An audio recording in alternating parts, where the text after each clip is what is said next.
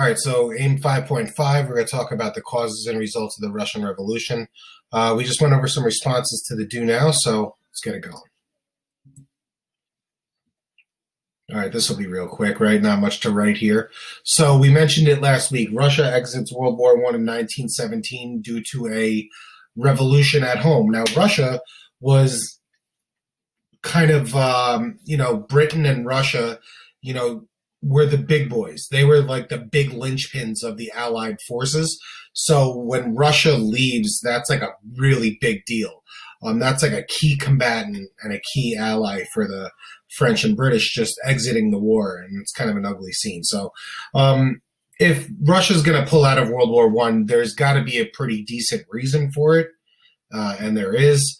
And this event, even though we spend one day on it, this event is so important in the course of human history because this will be the beginning of communist government in the world, and this will kind of dictate affairs around the world from this point, 1917, all the way up until 1990, okay, or somewhere thereabout. So this is a momentous occasion in human history, what we're going to talk about here. So I'll give you a second here, and then we'll kind of go over this. This is the last slide, too, by the way.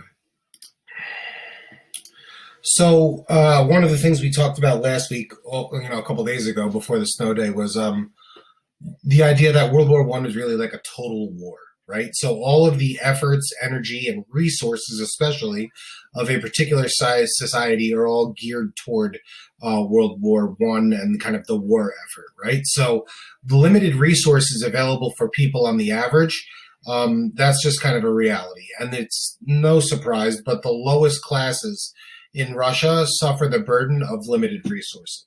So, as the resources become more and more scarce, the lowest classes go without, and the highest classes kind of don't, right? So it's this inequity in distribution of resources that exists. Now, part of this is done by design, okay?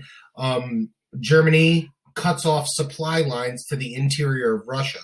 So in a lot of Russia, food is imported via railway. So Germany cuts off those railroad kind of routes that bring food into the interior of Russia, and they do that on purpose so that the lowest classes, and they're trying to starve the country out from the inside out, right? So that's part of the deal. So as has been the case throughout history, everything is okay until you mess with the food supply of a particular, society.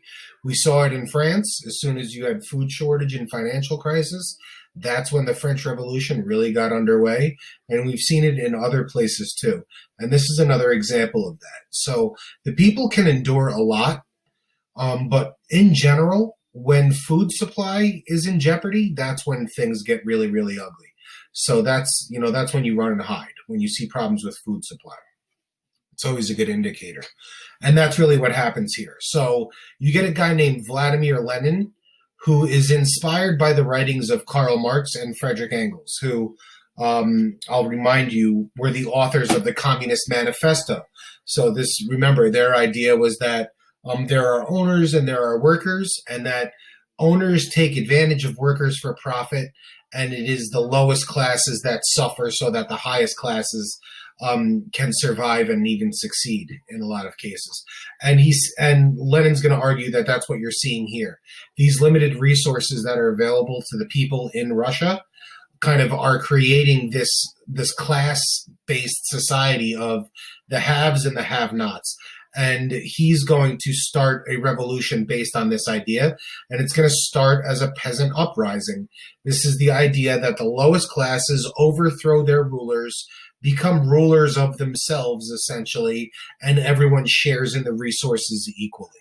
So these ideas that were espoused by Marx and Engels in the Communist Manifesto are going to be realized in real life by this guy Vladimir Lenin. That's his plan. So what he wants to see is starting with a peasant uprising, will overthrow the rule of czars, these kings of, quote unquote kings of Russia, the absolute rulers in Russia. This will bring about the end of the czars and usher in an era of Russian communism, or government based on the ideas of Marx and Engels and their Communist Manifesto. So this guy here, this is Vladimir Lenin. This is the guy that starts this movement. This movement is also known as the Bolshevik Revolution. That's another word for it. So you will see the words Communist Revolution, Bolshevik Revolution. You will see them both used. They're both in reference to the same event, and that's the event that we're talking about here, okay?